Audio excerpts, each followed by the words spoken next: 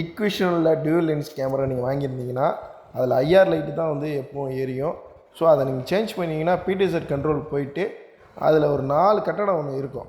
அந்த 4 கட்டடத்தை நீங்கள் கிளிக் பண்ணிட்டீங்கன்னா அது லைட்டிங் செட்டிங்னு வரும். அந்த லைட்டிங் செட்டிங்கில் போயிட்டு ஐஆருங்கிறத லைட் செட்டிங்கிறத மாற்றிக்க வேண்டியதுதான். லைட் செட்டிங் மாற்றினீங்கன்னா கலர் மாறிடுது பார்த்தீங்களா, இதே தான் ஆகுது. அடுத்த கேமராவுக்கு நான் மாற்றினேன். ஒவ்வொரு கேமராவுக்கும் உள்ளே போயிட்டு நம்ம வந்து சேஞ்ச் பண்ணேன். அப்போ தான் நைட்டில் ஃபுல்லாகவே லைட் எரிஞ்சிகிட்டே இருக்கும்.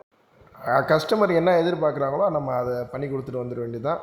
ஆனால் ஒவ்வொரு கேமராவுக்கும் நீங்கள் இண்டிவிஜுவலாக பிடிசெட் கண்ட்ரோலில் போயிட்டு எல்லாத்தையும் சேஞ்ச் பண்ணணும். சேஞ்ச் பண்ணது மட்டும் இல்லாமல் அது வந்து சேவுங்கிறத நம்ம கொடுத்துட்டு லாக் பண்ணணும். லாக் பண்ணால் தான் அது சேஞ்ச் ஆகிடும்.